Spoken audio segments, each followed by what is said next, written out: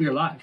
Good evening, everybody. J-Bomb with Bones and Stones. Welcome to the very first TCG World News Market Update, where we let you know what you actually want to hear. Are things up? Are they down? Does it look good? Or is it a disaster? Gonna get started comparing Magic's last 3 months with Flesh and Blood's last 3 months. So to start things off, Brothers War collector boxes as of right now are down about 8%. They can be had for about $210, $212-ish on TCG Player. Not a whole lot of extra to be said. What I want you guys to focus on is throughout this list is the prices of draft boxes and set boosters. Set boosters are $118 for Brothers War, only down about 4%.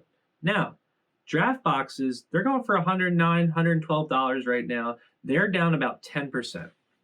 Going down to Dominaria United, where things start to get interesting, collector boxes have for some reason just taken a beating. I don't know why. You would think putting reserve list cards in there would at least make them a little bit more stable, but they're down about 16%. They can be had for $174, $180 right now, depending exactly where you get them, but definitely down a lot in the last 3 months. The set boosters, no surprise, again, coming out as the best. They're only down 7%, which is not great. Dominaria United has just not done very good. They're $102, $105 right now. The draft boxes are down also about 10%. They can be had for $86.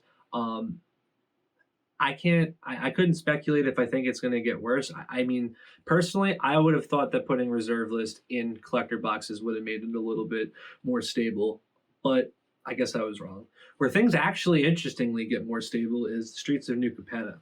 Their set box or collector boxes that get started, they're only down about 6%, which is $115, $120 right now. Obviously, it's been out longer, so it's fallen more as more time's going on. But the $88 set boosters, not too bad. They're down only 5% in the last 3 months. And their draft boxes, again, told you to follow along, $70 for New Capenna draft boxes. That's down about 10%. So those last 3 sets all down 10% in their draft boxes, and their set boosters are within 5 to 7%. Neon Dynasty, which in my opinion is probably the best set to come out of Magic in 2022. It was probably the last set that Mr. Kluk and I drafted and had any kind of actual fun with. Really liked the variants, the arts, and all that. It was a cool set. So it's down 9% for the collector boxes right now. They're going for about $192. It didn't drop as much over time. Obviously, it's been out longer than those other sets, but it hasn't dropped as much overall past 3 months. But in the last 3 months, it's gone down 9%. But the set boosters are a little bit more solid. They're down only about 3%. So $129, $130 some right now for a set booster.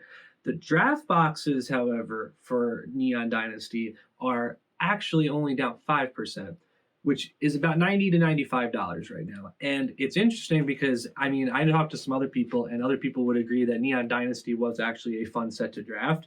I don't know if that's a reason why it's down, the only one that's down 5%, but that'll make more sense as we go through the last couple other ones here. Crimson Val, the collector boosters, again, for this set, did not fare too good. I think everyone knows that. They're on for $124 right now. They're down about 15%.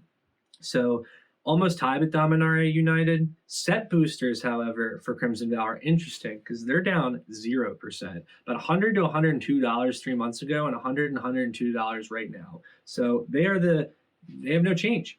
But the draft boxes, $70 for draft boxes of Crimson Val. That's about down 10%.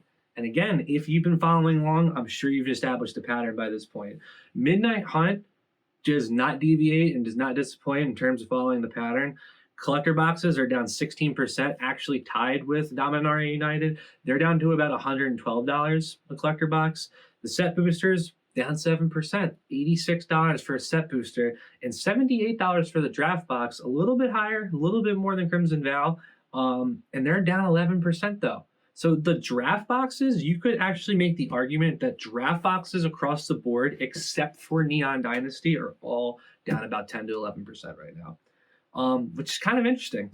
These set boosters are down the least. Now, it is important to note that only one, ironically, Crimson Val, which in my opinion is the worst set of Magic out of 2022, they're all still down, but they're not down as much of any of the other product lines. So with that in mind, it kind of makes me be able to keep making the joke that I think Standard's dead. I just don't think a lot of people are into drafting anymore. I think the set boosters are cool because you get more cool things, and you still get all the cards from the set. So it's just a more enticing product. Maybe that's what it is. I don't know. But if we then take a look at Flesh and Blood, really wanted to say Magic, but if we take a look at Flesh and Blood, it's not, you can't make the argument that the card market is just not good. I mean, I don't have Pokemon on this list, but that's a whole other video. But if we look at Flesh and Blood here, Uprising is the newest set that actually has data. I know that Dynasty just came out, but Dynasty doesn't have a lot of data. What I can tell you about it is it's come out and it hasn't hit rock bottom. So it hasn't really dropped. It's kind of stayed pretty stable. Uprising, however, is up about 8% in the last 3 months. The boxes are going for about $78 to $80 right now, give or take where you get them from. There's a lot of good cards in there. The heroes in there, Fi, Dragon Lady, and I can't pronounce the mage, but I like all three heroes. I like Fi the most, but they're all competitive. So as far as I'm concerned, it's a good set. The Majestics are great, and they seem to have kind of figured out what they're doing in terms of print runs. If we look at the history packs for Flesh and Blood, which, by the way, is a great box to get if you're just getting into it. It has more legendaries than probably every other set. They're up about 9% right now in the last 3 months. About $112, $115 a box. They do cost more than any other set of Flesh and Blood, but it's just because of the amount of cards that you can get and the overall better odds. Everfest is the one that has taken the biggest beating, which I really liked it. I actually liked it more than Crucible of War.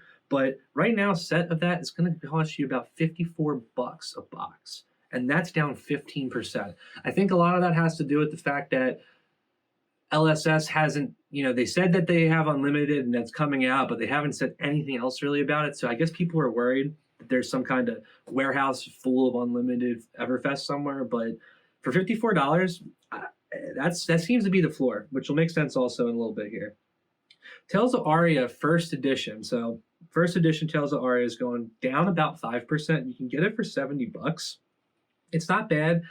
I really wanted to like the set. I like the, I don't know why I'm drawing a blank. I like the Archer.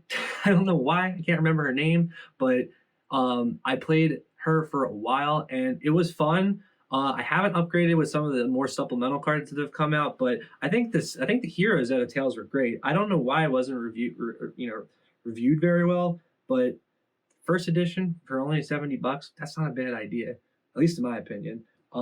Set boxes are up.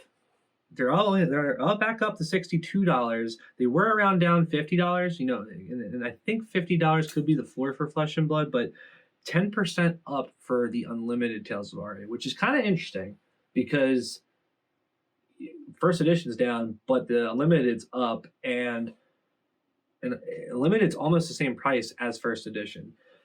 Monarch's kind of far back, so so is Tales at this point, but I think it's interesting to note that Monarch Unlimited boxes are going for about $50 to $52, and the first edition's going for about $86. First edition's down 14%, and Unlimited's down 8%, but I think it's safe to almost say that the floor for Flesh and Blood boxes, at least Unlimited, is probably around $50 a box. Which doesn't surprise me. So if that's kind of like the baseline, cheapest that you're able to get these boxes for, and then you're kind of gauging like how much better Uprising is, you can kind of see it going for $80. I mean, they came out at about 70, I think. So to already go up is, and they're not out of print. That's the other thing. It's not out of print. Like I don't think they're printing it constantly, but I'm willing to bet there's going to be another restocking. I have not seen a shortage of it anywhere. So Flesh and Blood has a number of things that have gone up. Some of them I'm surprised, and that's not even all of Flesh and Blood. I mean, if you're looking at Arcane Rising and Welcome to Wraith, they are going up. I mean, Arcane Rising is, I forget the numbers off the top of my head, but a case of Arcane Rising in the last 3 months has gone up. I don't want to say substantially, but it's noticeable. And I don't see that changing because those are out of print. So that's kind of what I got. I hope that Magic starts to do a little better. I hope that they can, we like to say and make a lot of jokes on the channel, but Magic is one of our favorite card games, all jokes aside. And the product that they're releasing, as much as I like to make fun of it, it is good. A lot of it is good. Was Streets of New Capenna good? I heard great things. I wasn't too interested in it. But was Neon Dynasty good? I liked it. And I think that maybe WotC's approach to, well, you can buy sets that interest you. I can understand to a certain degree where that comes from, because you don't need to buy every set, but I think there's a middle ground there, and I think if they can just figure that out, all jokes aside, I think that they can get back to, I think they can get people in their good graces again. It's just, this is a lot of product, and you look at, I mean, there's not Flesh and Blood has 4 releases a year. Magic's have 1, 2, 3, 4, 5, 6, 7 or so, and that's not including Jumpstart, Commander, and everything. I think it is just a lot.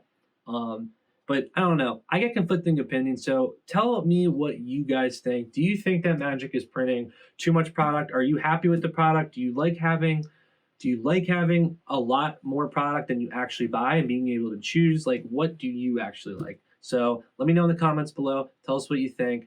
See you next time.